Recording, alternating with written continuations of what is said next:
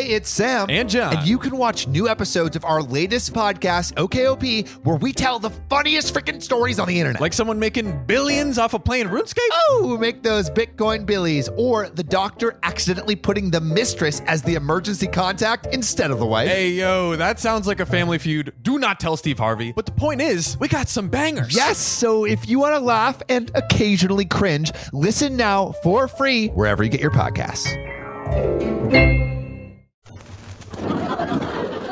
The Pet Milk Program with Fibber, McGee, and Molly.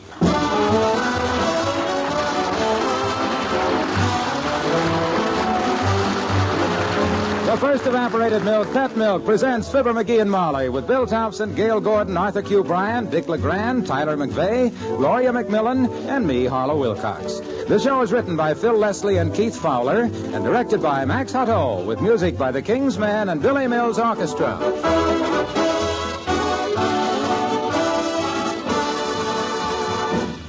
Fixing good, nourishing meals day after day is really work.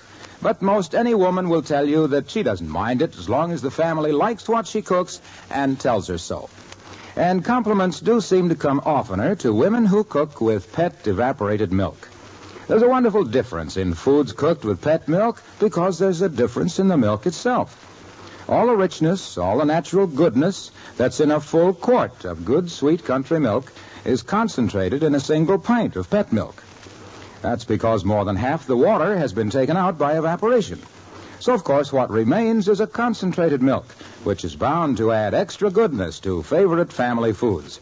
Extra wholesomeness, too, and at low cost, because Pet milk costs less generally than bottled milk or any other form of milk. So get the habit of cooking with Pet evaporated milk and see if you don't get more compliments on the food you fix. Happens pretty regularly to the good cooks who cook with Pet evaporated milk.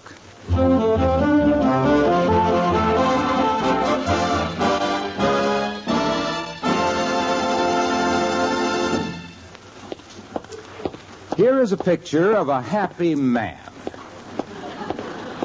No particular reason for it. He just feels good. Rambling home from downtown, singing, Shrimp boats is a-comin', there's dancing tonight. Shrimp boats is comin'. The song, in case you don't recognize it, is Shrimp Boats. The singer, Mr. McGee of Fibber, McGee, and Molly.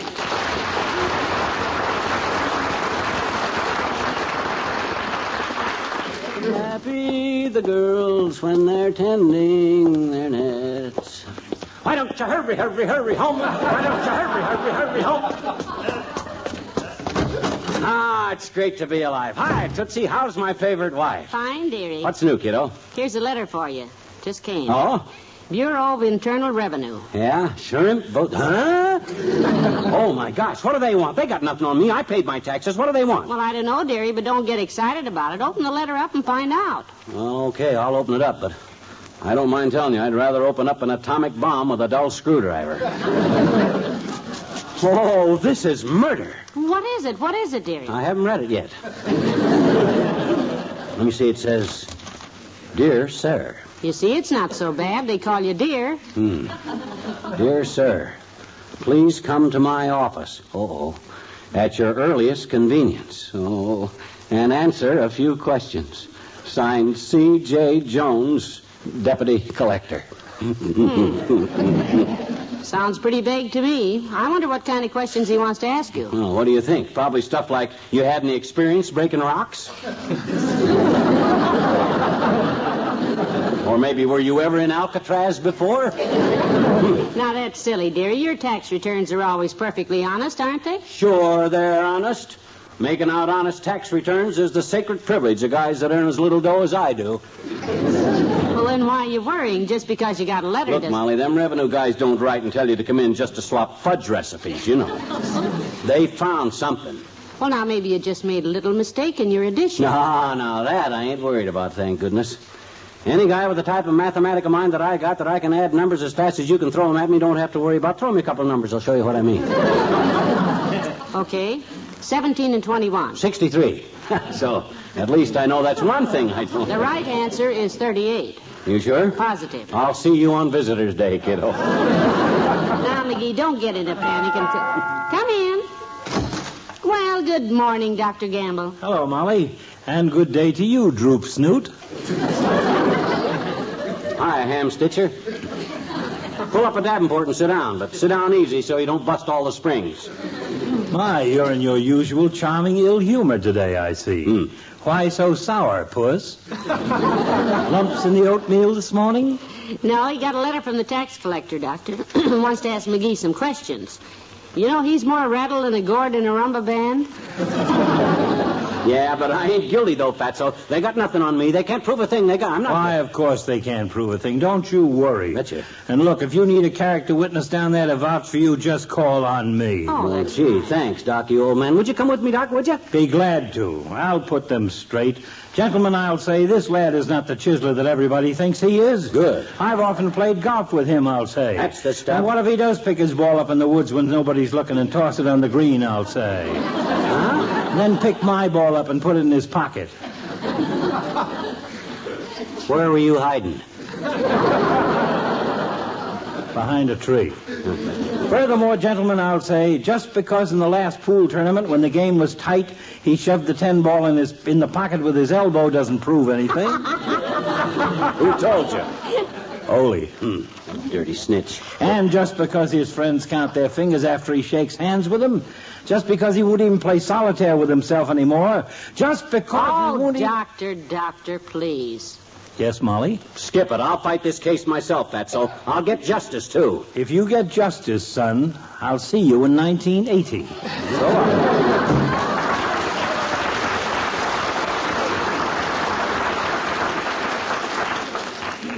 Fine, big, fat friend he is. Cheerful as a carbuncle. But gee whiz, Molly, they can't send me to jail, will they? I didn't do anything to them. No, of course they won't send you to jail. People get letters like this all the time, McGee. Yeah? You know, I remember Uncle Dennis got a letter from the tax collector one time. Yeah? What'd he do? Well, come to think of it, he did 30 days. Maybe it was 60. Oh, my gosh. Well, by George, I ain't going to take this thing lying down. I got proof for all my figures. I got receipts for all my tax deductions filed away. Where? Right here in the hall closet. What? The hall closet? I'll get them out and sort through them. Oh, no, don't open that door, McGee.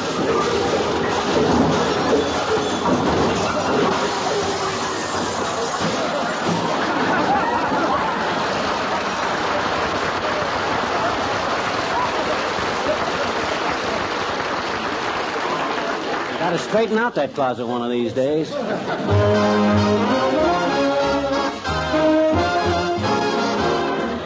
Billy Mills and the orchestra and the little white cloud that cried.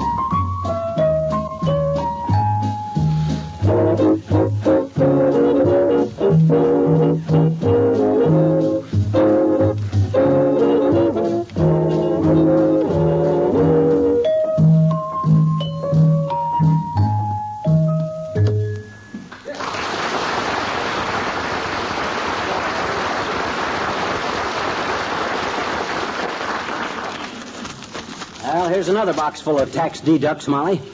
Help me sort them out according to years, huh? Heavenly days, what a mess. Now, I'm going to need all the figures I can find when I see that C.J. Jones kiddo. Them tax guys are rougher than sandpaper pants. Well, they struck their match with you, dearie. Don't you get it? Strike a match, sandpaper pants. Tain't funny, Mrs. McGee. Well, we can't all be dynamite. Here's 2 ticket stubs from the Bijou Theater, entertainment. Put them in the 1950 pile. Let's go again sometime. That was fun. Next item is a lunch check from the Ritz Vista Hotel, the Sump Room. That was 1949. That's Wait a minute. Come in. Oh, hello, Mr. Mayor. Hello, Molly. McGee. Hi, Latrivia. Watch your feet there, boy. I don't want these important documents scattered around. What are you doing? Building a nest for your pet mouse? Or getting ready to line a bird cage? No, Mr. Mayor, the tax collector wants to see him. Oh. They're after me, Latrivia. They're closing in on me. They're going to question me. I got all my deducts together here for proof. Well, you don't expect the collector to wade through that conglomeration of parade route sweepings, I hope. Haven't you any books and records, McGee? Books and records? Yeah. Oh, sure. In the way of books, I got Black Beauty, The Rover Boys on Relief, Tom Swift and his electric grandmother, and a copy of Forever Amber that Molly put a padlock on.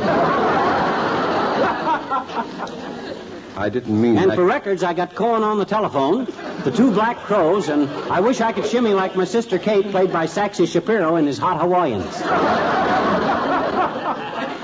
Why are you interested in my books and records?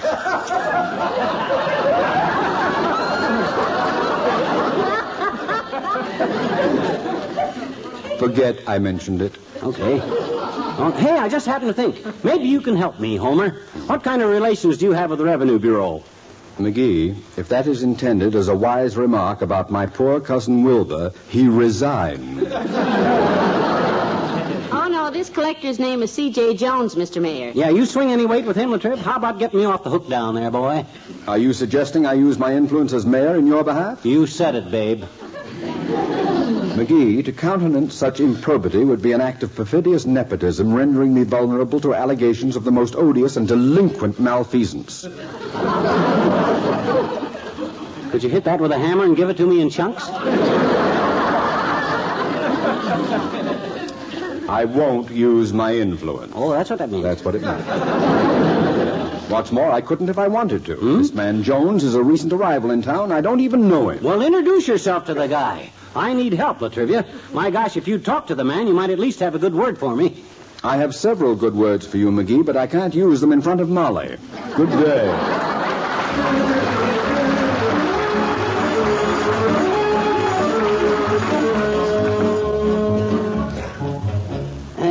Let's see. Well, this is the last box of deducts, Molly. Almost all sorted. Yeah? Yeah. Heavenly days. You don't throw away a thing, do you? Streetcar transfers, cancel stamps, match covers. You betcha. Them guys may railroad me to jail, but by George, I'll go down fighting. Here, medical expense, 6 bills from Doc Gamble. It's all the same bill, McGee. He sent it to us 6 times. That's okay. On my tax return, I added them all up and just divided by 6. Gotta be businesslike with these tax returns, Molly. You can't kid with anything. Well, this ought to teach that tax man a lesson because Hello, Molly. Hi, pal. Hello, Mr. Wilcox. Hi, Junior. Hey, you know anybody at the Income Tax Bureau? They wrote him this morning to come and see them, Mr. Wilcox, and he's a little worried. A little worried. I'm as nervous as a mother clam taking her kids past a chowder factory. Well, I'm sorry I don't know a soul down there, pal. My taxes are all paid up, though. I sent $1,500 off to Washington yesterday. $1,500, Mr. Wilcox? No, 1,500 cans of pet milk. Oh, stop that there. You trying to tell us you paid your income tax with pet milk? Why, sure, pal. And I can hardly wait to hear from them about it. Oh, you will, all right. Think of it, kids. Just picture the scene in the Treasury Department when my payment arrived. Boy, I'd like to saw that. Cases and cases of pet evaporated milk. That good, sweet country milk made double rich by evaporation. Why, anybody'd rather be paid with pet than just with dirty old dollars. Junior, I have what may be shocking news for you. But I think the tax department sort of has its heart set on money. Oh, day. Oh, now, wait a minute. Just compare them, pal. Listen to this. Pet milk made double rich with more than half the water removed by evaporation, or the dollar, just a piece of paper with more than half the value removed by inflation. You see what I mean? I don't know. I have a growing suspicion that this whole thing is just a sly way. Just trying to get... I'm glad you mentioned growing, Molly, because for growing children, pet milk has everything. All those precious milk minerals that a growing child needs to build strong, straight bones and good, sound teeth. Yeah, but what about that? Yes, sir. Yes, sir. When you raise a child on pet milk, you're giving him a big boost toward a healthy, happy life. Oh, and speaking of life, pal. Yes? That's probably what they'll give you if you don't get down to that tax office. Goodbye now. Go on, Milo.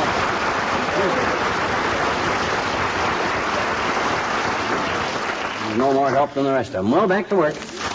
Oh, here, put these receipts in the 1951 pile. Mortgage payments on the house. Why would payments on the house be deductible? Oh, you can deduct part of it if you use your house for an office. But you don't. Didn't you write a letter for me at Christmas time? Yes. And don't you sometimes sit on my lap? Yes. Well, kiddo, that makes it an office. Next item is repairs on our marble Venus with the clock in her stomach. That's deductible for entertainment. Entertainment? Sure. I laugh my head off every time I look at that thing. Well, I hope Mr. Jones... Come in. Hello, Ole. Well, hello, missus, and you too, McGee. Oh, hi, Ole. I'm busy on this income tax stuff. They want to see me at the revenue office right away. Income tax, huh? Yeah. I don't suppose it's much of a problem for you, though, Ole. No, pretty soft with all your kids. I don't know, McGee. Now, you took my littlest kid, little Sven. Yeah? For him, the government gives me off $600 a year. And that's bad? No, but wait. Oh? Since just the first of this year, Sven has fell as 6 mud puddles, Yeah? tore his britches twice on barbed wire fence, fell out of 3 trees, 2 walnuts, and 1 weeping willow.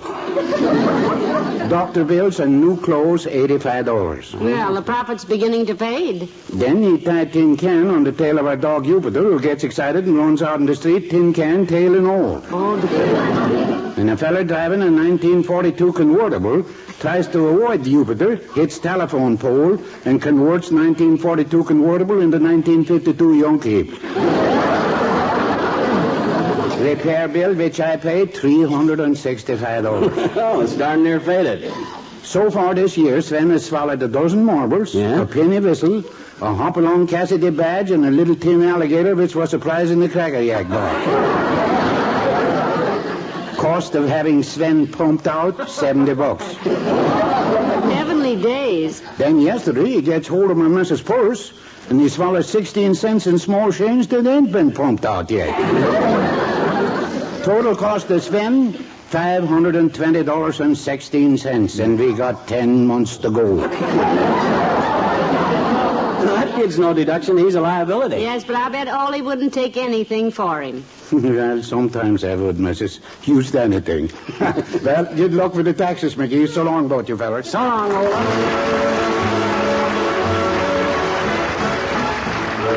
The King's Men and Pittsburgh, Pennsylvania. Walking, walking, walking up and down, pounding, pounding, pounding the cement. Far away from home in a big lonesome town, I'm busted, haven't a cent. There's a pawn shop on the corner in Pittsburgh, Pennsylvania, and I walk up and down 'neath the clock. By the pawn shop on the corner in Pittsburgh, Pennsylvania, but I ain't got a thing left to hawk. She was peaches, she was honey, and she cost me all my money, 'cause a whirl round the town was her dream. Took her dancing, took her dining, till her blue eyes were shining with the sights that they never had seen. If you should run into a golden-haired angel and ask her tonight for a date, she'll tell you somewhere there's a rich millionaire who is calling again about 8. I'm late. There's a pawn shop on the corner in Pittsburgh, Pennsylvania, and I simply must get 5 or 10. On the pawn shop on the corner in Pittsburgh, Pennsylvania, gotta be with my angel again. They've already got such an awful lot of what I used to own. I even tried to hawk the phone last night. Now I'm really low, don't know where to go to get a little dough to keep her little halo shining bright. So the pawn shop on the corner in Pittsburgh, Pennsylvania will just have to give me a 10 on a watch fob or a filling to satisfy this mania. Gotta be with my angel and then I'll feel like a million again.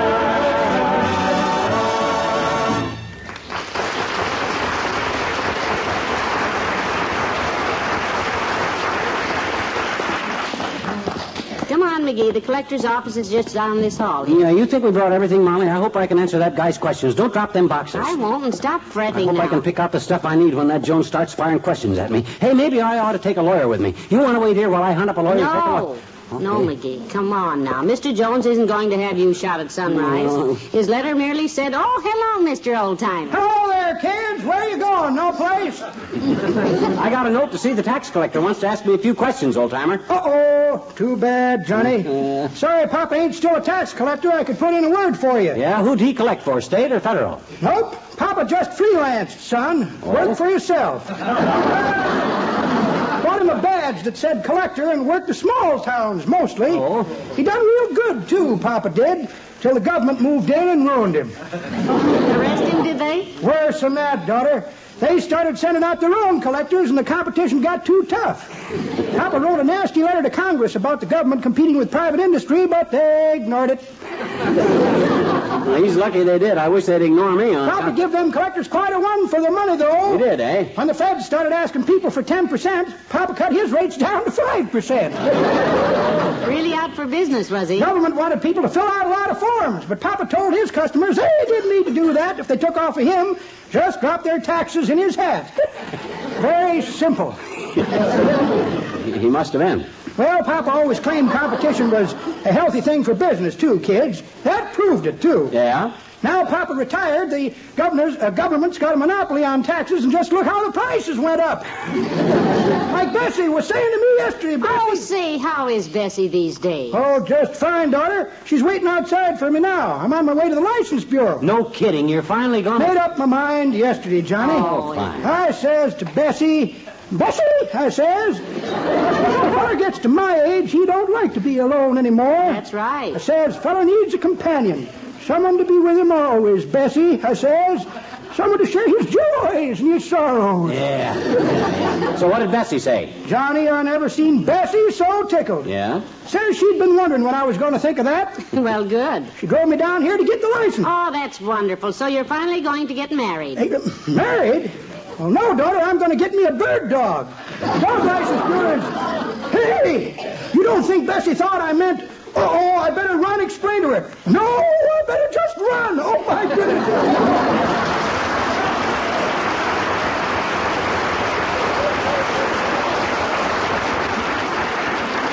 You think you have trouble, McGee. Well, here's the man's office. Come on. You sure it's the right office? Well, it says Bureau of Internal Revenue, C.J. Jones, Deputy Collector. Look, maybe I ought to run back home and phone for an appointment. Maybe he's too... McGee, the note said at your convenience, didn't it? Yeah, but... Okay. Just remember, Molly, whatever I done wrong, I done it for my little wife. You're sweet. I'll write to you every day. Yes, sir? You'd like to see someone? Yes, I would, sis. I'd like to see my Uncle Sycamore for a minute. He's 2,000 miles from here, and I'd like to sit on his lap just once more before they take dearie, me... Hush. Our name is McGee, miss. Mr. Jones sent us a note and said that... Fibber, McGee? Yeah. Oh, yes. Mr. Jones did wish to see you, sir. Step right in here. Mr. McGee is here, Mr. Jones. Oh, good. Now, look, Mr. Jones, I admit I might have made a few simple errors on my tax return. Everybody makes mistakes, but I never cheated, and I can prove it. Whatever I've done wrong, I can prove that I was just stupid. Yes, he can. He can get any number of people to swear to that. Now, I don't know what questions you want to ask me, but go ahead and ask me. You can't send a guy to jail for being stupid. McGee, I have just one question. What is it? Are you the Fibber McGee that went to school in Peoria and sat behind a kid named Chucklehead Jones? Well, yeah, but what that got to do with my... Oh, my gosh! You! Chucklehead! Yeah, that's me. Oh, good old Chucklehead Jones. Boy, am I glad to see you. Me too. Sit down. Oh, fine. Say, Fibber, remember the time we tied Elsie Bupp's braids to the back of the chair? Remember the cow we put in Miss Fiditch's office? Yeah, but how about my tax returns? Oh, your tax returns are fine. Huh? Hey, remember the little girl that used to carry your books home from school all the time? Whatever happened to her? She carries hat boxes full of old tax records for him now. Where is there a wastebasket? This is ridiculous.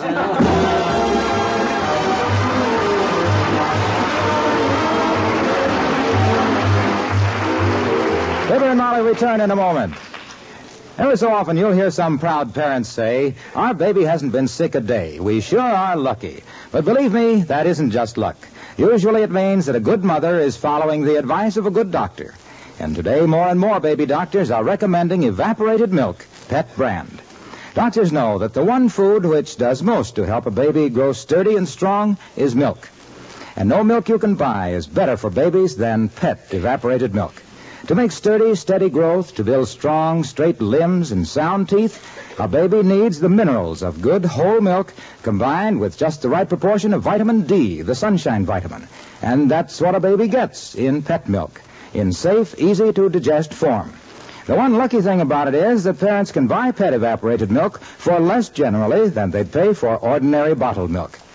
If you're expecting an addition to the family, ask your doctor about pet milk. The first evaporated milk, the first food for millions of happy, sturdy babies.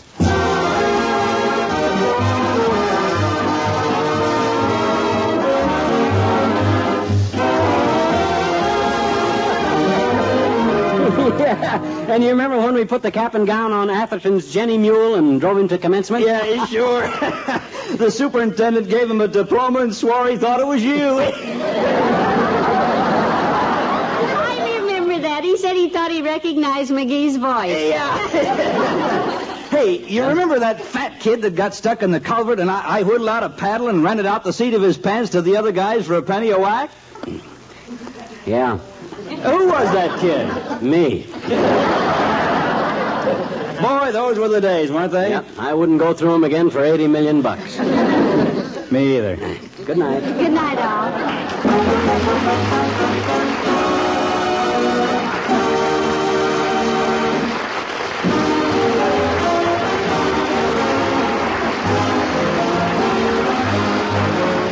The first evaporated milk, pet milk, brings you Fibber, McGee, and Molly each week at this time. Be with us again next Tuesday night, won't you?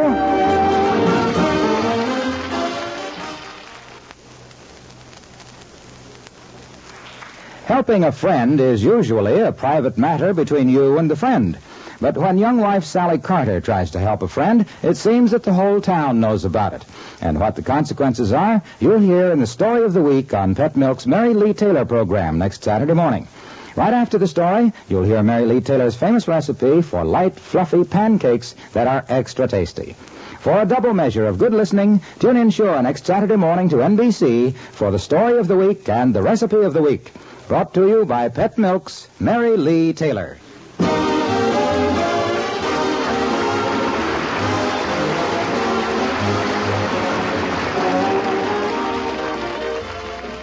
Now, Eddie Cantor on NBC.